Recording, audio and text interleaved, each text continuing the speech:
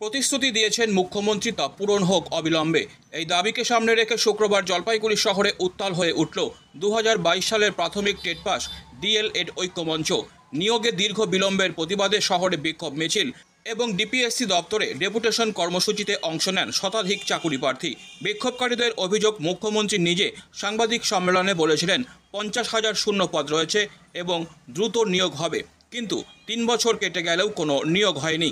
তাদের স্পষ্ট দাবি, এই শূন্য পদের ভিত্তিতে অবিলম্বে নিয়োগ বিজ্ঞপ্তি প্রকাশ করতে হবে, না হলে রাজ্য জুড়ে আরও বৃহত্তর আন্দোলনের পথে হাঁটবেন তারা। আমি হচ্ছে দীনবন্ধু রায়, 2022 প্রাথমিক উত্তীর্ণ পরীক্ষার্থী। আমরা এখানটায় এসেছি আজকে ডেপুটেশন দেওয়ার জন্য। যে পাঁচ-ছটা নাম লাগবে।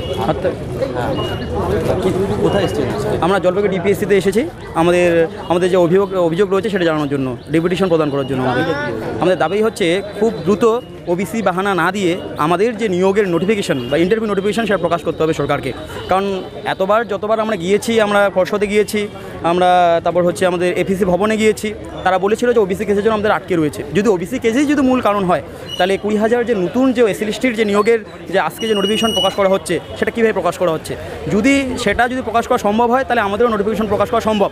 এক্ষেত্রে সরকারকে এগিয়ে এসে ইচ্ছা প্রকাশ করে নোটিফিকেশনটা আমাদের প্রকাশ করতে হবে।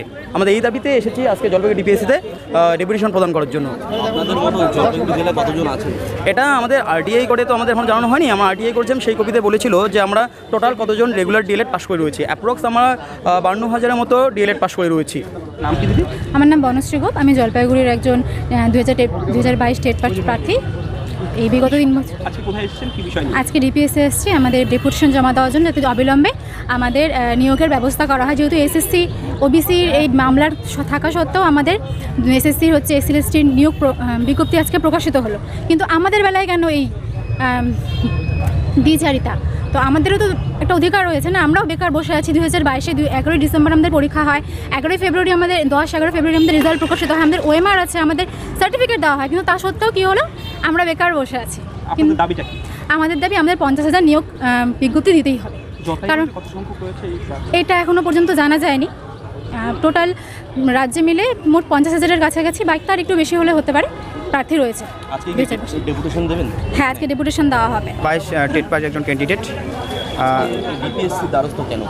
আজকে ডিপিএসসির দ্বারস্থ এই কারণ আমাদের পশ্চিমবঙ্গের শেষ টেট নিয়োগ হয়েছিল 2017 সালে। তারপর থেকে আর কোনো নিয়োগ হয়নি। শেষ পরীক্ষা হয়েছিল 17 পরে হয়েছিল 2022 সালে। 2022 সালে পরীক্ষা হওয়ার পর আমরা পাস করে আছি, বাট কিন্তু সরকার আমাদের এখনও নিয়োগ করেনি। আমাদের পাস করার আজকে 2.5-3 বছর হতে চললো। টোটাল যদি আমরা দেখি, এটা 17 থেকে 2025 8 বছর হয়ে গেল।